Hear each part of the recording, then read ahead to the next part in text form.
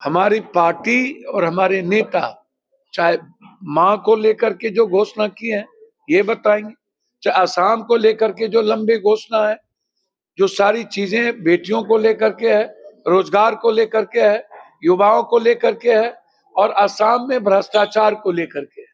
बहुत क्लियर है। जो आज दुनिया का सबसे हिंदुस्तान का भ्रष्टतम व्यक्ति यदि किसी को कहा जा सकता है तो वो यहाँ के मुख्यमंत्री है। इससे ज्यादा भ्रष्ट इंसान आपको, जो हर व्यक्ति के संपत्ति पर गिद्ध दृष्टि, हर व्यापारी के संपत्ति को छीन लेना, हर व्यापारी के चाय बागान को छीन लेना, हर व्यापारी की जमीन पर जिसकी नजर हो, इतना भ्रष्टम सीएम कभी नहीं आए होगा इस असम में।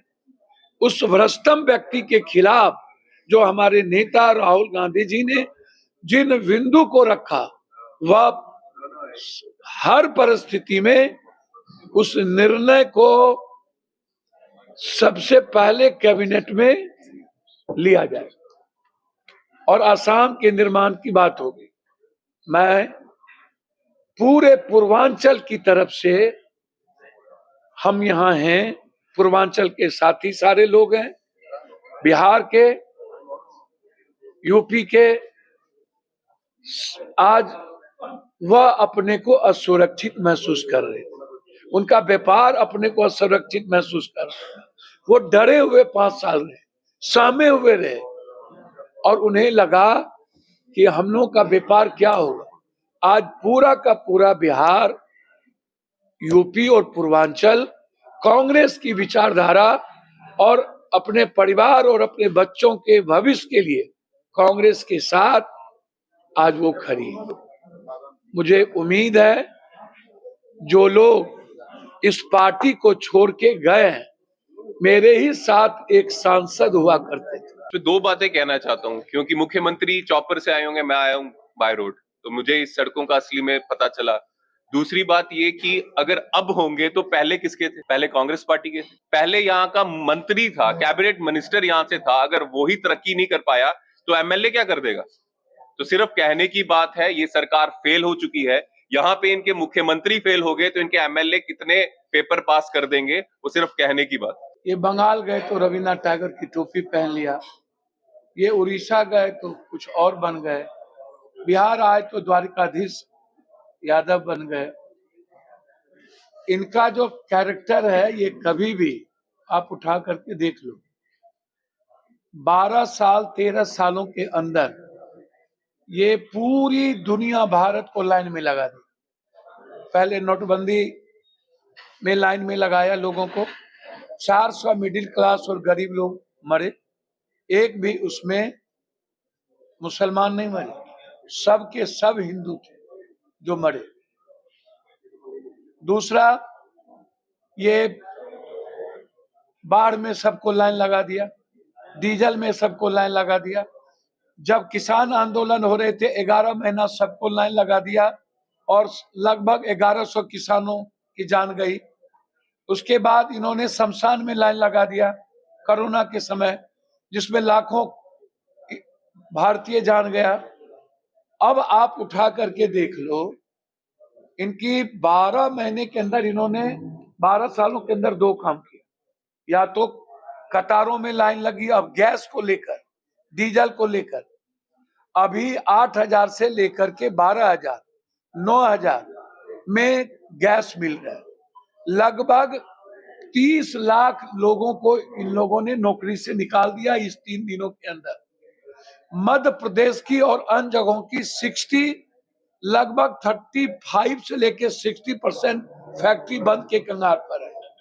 आसाम में जितने ऐसे बच्चे काम करते हैं, ठेला रिक्शा, ऐसे पीजों पर गोलगप्पे का दुकान, सब्जी का दुकान, जो जहां पर गैस की जरूरत है, लगभग गैस को बंद कर दिया गया और किचन तक लाइन लगवा दिया गया। पढ़ने लिखने वाली जो बच्चे हैं वो घर लौट के जा रहे हैं और पूरे भारत में जो पूर्वांचल और हमारे इलाके के जो इस इलाके के लोग हैं वो दिल्ली छोड़ के, बंबई छोड़ के, केरल छोड़ के चल दिए अपने अपने घर की, कहीं भी गैस ऑक्सीजन नहीं है। तो आप इसके बारे में समझिए, या तो लाइन लगवाया 12 सालों में और लोग मरते गए, या नहीं तो सारी संस्थाओं पर इनका अधिकार, बिल ला करके डेली बिल, ये बिल या तो पूरा कब्जा कर लो संस्थाओं पर, व्यवस्थाओं पर, और 2 ही आदमी चलाए, या नहीं तो पूरी देश को लाइन लगा दो। अब आप इसके पहले इन्होंने कश्मीर में घोषणा किया था, उसके पहले इन्होंने मध्य प्रदेश में घोषणा किया था, उसके पहले राजस्थान में घोषणा किया था। राजस्थान में गहलोत सरकार ने राइट ऑफ हेल्थ दिया, राइट ऑफ एजुकेशन दिया। आप राइट ऑफ फूड किसने दिया? आरटीआई किसने दी? मनरेगा किसने दिया? आम आदमी को रोजगार किसने दिया? कभी आपने सुना भारत के इतिहास में नरेंद्र मोदी जी रोजगार की बात किए? मनरेगा जैसी चीजें जो गरीब और कमजोर तबके के जिंदगी के निर्माण के लिए थे, उसको इन्होंने खत्म कर दिया। महात्मा गांधी से इनको नफरत है, उसके नाम बदल दिए। चुनाव के दिन ये 10,000 रुपया इन्होंने बिहार की महिलाओं को दिया, और ठीक चुनाव खत्म होने के बाद सारी स्कीम इनकी बंद हो गई। मेरा भाई डेविड यहाँ पे है, ये जो यहाँ से बहुत मजबूती से चुनाव लड़ रहा है और जीतेगा भी। मतिंदर जी यहाँ पे हैं, राकेश मीना जी और सभी साथियों का, और खासकर सभी प्रेस के साथियों का धन्यवाद जो समय निकाल के यहाँ पे आए। सबसे पहले मैं शुरुआत करूंगा कि बहुत दुख की खबर है कि गिलबर्ट संगमा जी जो एक लेजेंडरी फुटबॉलर प्लेयर थे असम के, आज उनकी मृत्यु होगी, उसका हम शोक प्रकट करते हैं साथियों। और साथ ही साथ मैं आपको बताना चाहता हूँ, आज तिनसुकिया में हम हैं, और जब मैं यहाँ पे आ रहा था तो आते हुए ये महसूस किया जो सड़कें हैं यहाँ की वो खास अच्छी उनकी तबीयत नहीं है। एक बेसिक चीज होती है सड़कें, जो एक अच्छी सड़कें यहाँ पे नहीं बन चुकी है, जहाँ के एमएलए जो है पिछले 10 साल से मंत्री थे और सीएम के बहुत खास थे। जितना पता चला यहाँ को के बच्चों के लिए पढ़ाई करने के लिए अच्छे स्कूल्स नहीं है, अच्छी शिक्षा का इंतजाम नहीं है, और अगर कोई बीमार हो जाए तो अच्छे अस्पताल भी यहाँ नहीं है। तो किस बात की ढींगे हेड़ते हैं यहाँ के मुख्यमंत्री, बीजेपी के मुख्यमंत्री, कि उन्होंने बहुत कुछ कर दिया।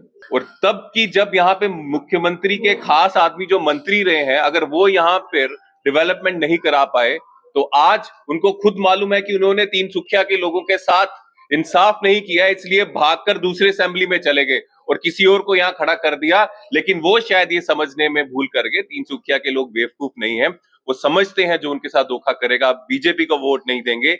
नौजवान लड़का है, मेहनती है, लोगों के बीच रहेगा और उनके सुख दुख का साथी बनेगा। और मुझे पूरी उम्मीद है कि इस बार डेविड को इसमें आशीर्वाद तिनसुकिया के लोगों से मिलेगा। साथियों, पर यह जानना भी जरूरी है कि ऐसा जो तिनसुकिया में हो रहा है वैसा पूरे असम में हो रहा है। जेकोनो खबरों বাবে যোগাযোগ কৰক আমাৰ এই নম্বৰত 9181 307 2221।